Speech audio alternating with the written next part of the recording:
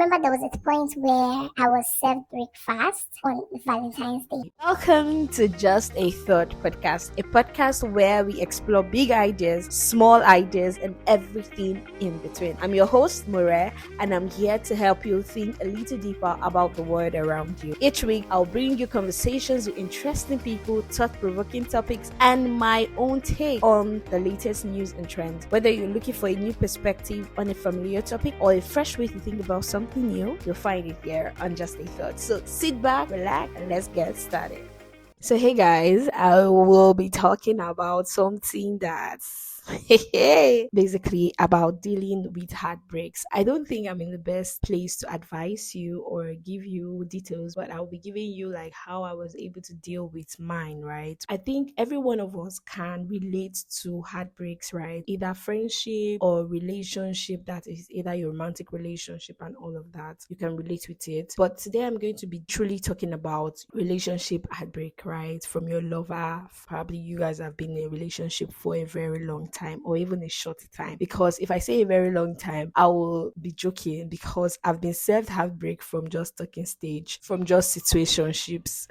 So I can't say for a very long time. I've been served heartbreak from just a relationship that wasn't defined yet. I was the only one catching feelings and the guy actually served me breakfast. I won't say breakfast per se, because it didn't like come to me and tell me that okay, I'm no longer interested, but he ghosted and up to tomorrow I've not heard from him. I know a lot of us can actually relate to this topic because I'm not the only one. But if you know anyone that can relate, please share them the link to this episode, because I will be giving you guys premium gist that I think I've not said outside. Only people that are very close to me that might have heard once or twice of me sharing this. So guys, what is heartbreak to me? Heartbreak is the point of emotional breakdown.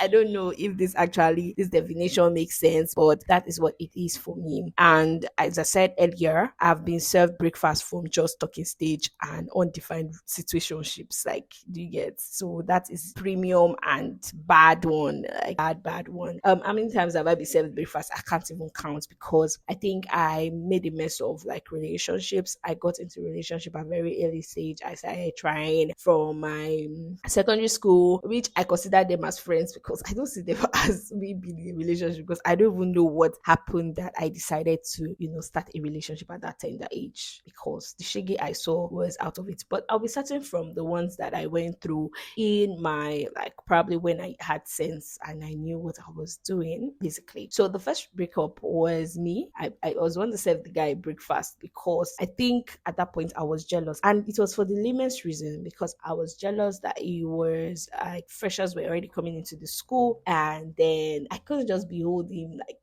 toasting another girl. So I didn't want it. So it was just for me to be kept safe or for my sanity. So I ran away and I broke up with him. And I remember there was a point where I was served breakfast on Valentine's Day.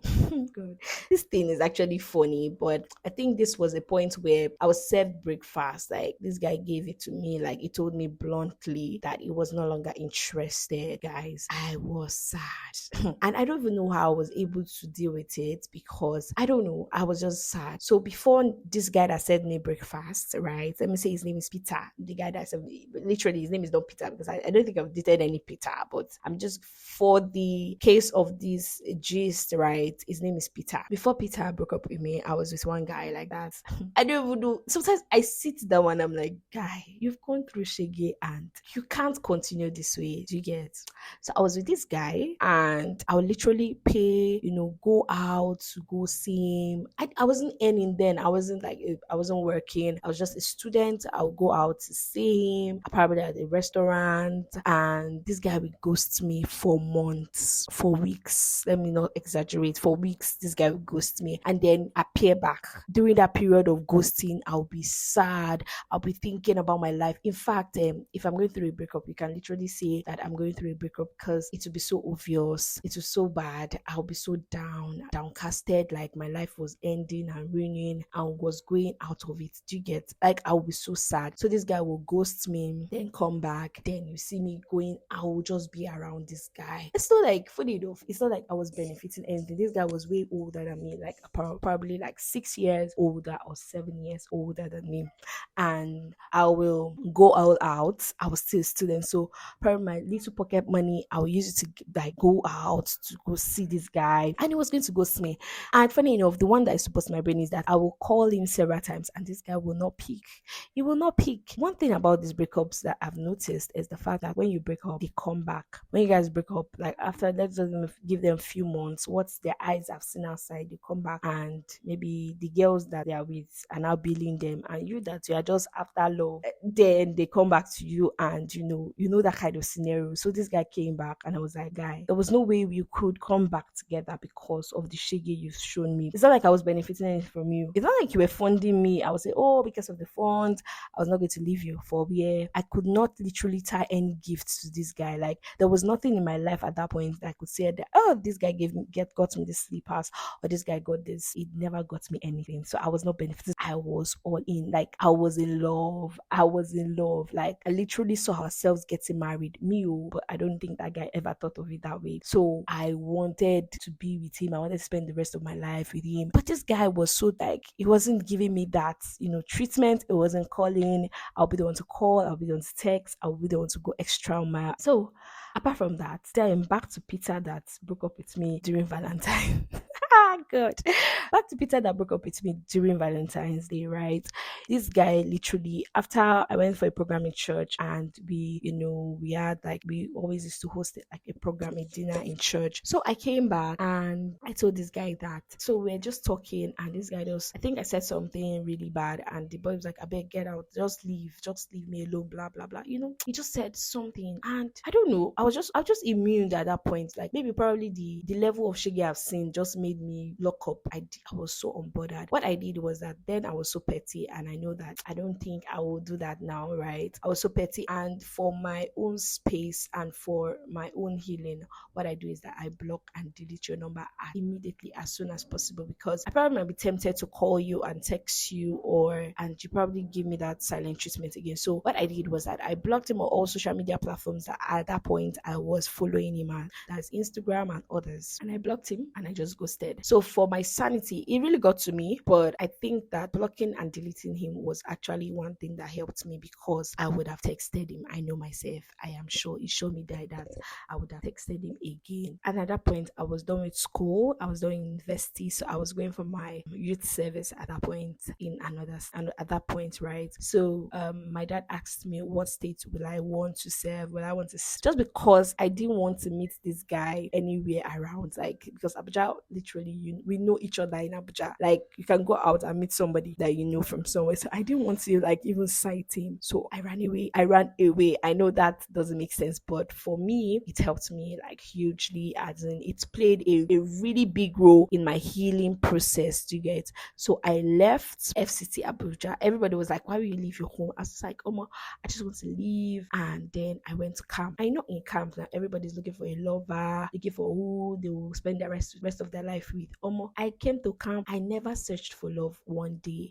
To be sincere, I didn't want to be in any relationship. I wanted to heal perfectly, because I felt like one reason why I was getting the wrong people was the fact that I was just jumping from one relationship to another, and just because I wanted to feel among, just because I wanted to feel loved, because I felt like if I was in a relationship, I wasn't going to feel love. And that is a very big lie that we always make, because the first thing you should know is that if you don't accept that you love yourself independently, even if someone comes into your life and it shows you all the love that you want, if you actually don't love yourself, bro, sis, you will not feel loved. I've actually seen this over time, that I have to love myself independently without anybody, because if not, it seems like my whole world crumbles when that person leaves, or the whole world is on my shoulders when that person is no longer in my life, and it affects everything. So guys, I had to make up my mind point, I got a lot of, people, trying so hard to get my attention